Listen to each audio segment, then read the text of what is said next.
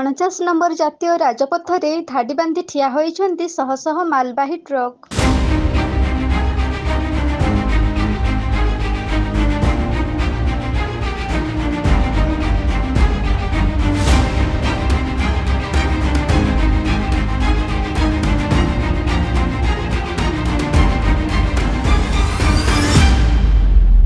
କେନ୍ଦୁଝର ଜିଲ୍ଲା ପାଟଣା ବ୍ଲକ ଅନ୍ତର୍ଗତ ଖିରେଇଟାଙ୍ଗିରି ଗ୍ରାମ ପଞ୍ଚାୟତ ଦେଇ ଲମ୍ବି ଯାଇଛି 49 ନମ୍ବର ଜାତୀୟ ରାଜପଥ। ଏହି ଜାତୀୟ ରାଜପଥ ଏକ ମୁଖ୍ୟ ବ୍ୟବସାୟିକ ସଡ଼କ ହୋଇଥିବା ଯୋଗୁଁ ଦୈନିକ ହଜାର ହଜାର ମାଲବାହୀ ଟ୍ରକ୍ ଏହି ରାସ୍ତାରେ ଯିବା ଆସିବା କରିଥାନ୍ତି। ସବୁ ସମୟରେ ଏହି ରାସ୍ତା ଭିଡ଼ ହେଉଥିବା ଯୋଗୁଁ ଦୈନିକ କିଛି ନା କିଛି ଦୁର୍ଘଟଣା ମଧ୍ୟ ଘଟି ଚାଲିଛି।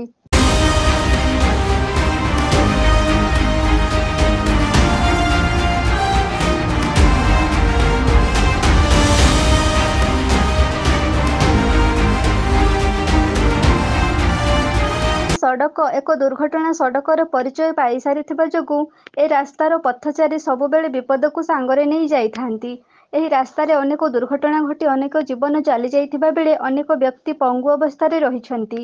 ରକ୍ତମୁଖା ହୋଇଥିବା ଏହି ରାସ୍ତାକୁ ପୁଣି ଦ୍ୱିଗୁଣିତ କରିବା ପାଇଁ ଦୈନିକ ଶହ ଶହ ମାଲବାହୀ ଟ୍ରକ୍ ରାସ୍ତା ଉପରେ ଠିଆ ହୋଇ ରହିବା ଜନସାଧାରଣ ପାଇଁ କେତେ ଯେ ବିପଦ ତାହା କଳ୍ପନାର ବାହାରେ।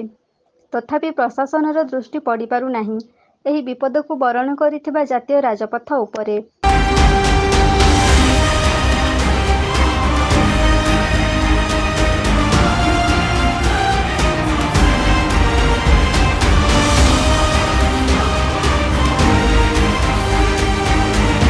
ଟ୍ରାନ୍ସପୋର୍ଟରମାନଙ୍କ ଦ୍ୱାରା ମାଲ ପରିବହନ କରିବା ପାଇଁ ଏଠାରେ ଏକ ଅସ୍ଥାୟୀ ଅଫିସ ରହିଥିବା ଯୋଗୁଁ ସବୁବେଳେ ରାସ୍ତା ଉପରେ ଶହ ଶହ ମାଲବାହୀ ଟ୍ରକ୍ ଠିଆ ହୋଇ ରହୁଛନ୍ତି। ଖିରେଇଟାଙ୍ଗିରି ବଜାର ଏକ ଜନଗହଳିପୂର୍ଣ୍ଣ ବଜାର। ରାସ୍ତା ଉପରେ ଏମିତି ଦୈନିକ ଶହ ଶହ ଗାଡ଼ି ଠିଆ ହେବା ଏ ଖିରେଇଟାଙ୍ଗିରି ବଜାର ପାଇଁ ବିପଦପୂର୍ଣ୍ଣ।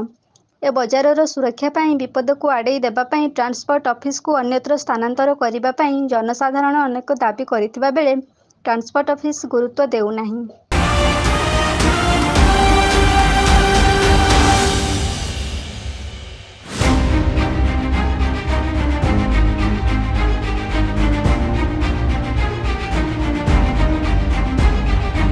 ତୁରନ୍ତ ଏହାର ତଦନ୍ତ ସହିତ ଟ୍ରାନ୍ସପୋର୍ଟ ଅଫିସକୁ ଅନ୍ୟତ୍ର ସ୍ଥାନାନ୍ତର କରିଲେ ଏଠାରୁ ବିପଦ ହଟିଯିବ, ଯାହାଫଳରେ ବଜାରକୁ ଆସୁଥିବା ଜନସାଧାରଣ ସୁରକ୍ଷିତ ଭାବରେ କାମ ସାରି ଘର ବାହୁଡ଼ା ହୋଇପାରିବେ। ଅତିଶୀଘ୍ର ଏହାର ଉପଯୁକ୍ତ ପଦକ୍ଷେପ ନେଇ ଏହି ବଜାରକୁ ବିପଦମୁକ୍ତ କରିବା ଆଶାରେ ପ୍ରଶାସନକୁ ନିବେଦନ କରୁଛନ୍ତି ଜନସାଧାରଣ। ଯଦି ପ୍ରଶାସନ ଏହାର କୌଣସି ସମାଧାନ ନ କରେ ତାହେଲେ ଖୁବ୍ ଶୀଘ୍ର ଏ ଅଞ୍ଚଳର ଜନସାଧାରଣ ରାଜରାସ୍ତାକୁ ଓହ୍ଲାଇବା ପାଇଁ ଚେତାବନୀ ଦେଇଛନ୍ତି।